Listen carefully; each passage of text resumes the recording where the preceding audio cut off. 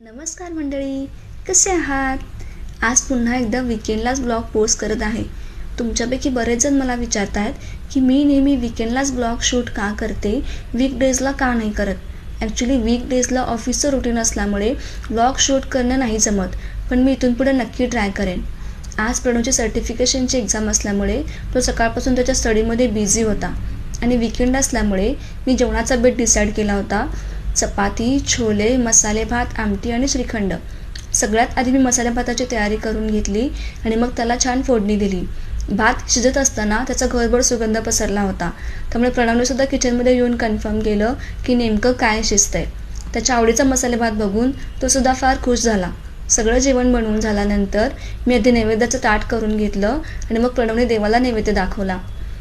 छान दोघेजण एकत्र बसून जेवलो आणि जेवण झाल्यावर आम्ही डिस्कस करत होतो की आज फिरायला कुठे जायचं. कुठेतरी बाहेर जायचं एक कन्फर्म आहे, पण कुठे ते माहिती नाही. भेटत नवीन ब्लॉगसोबत. बाय.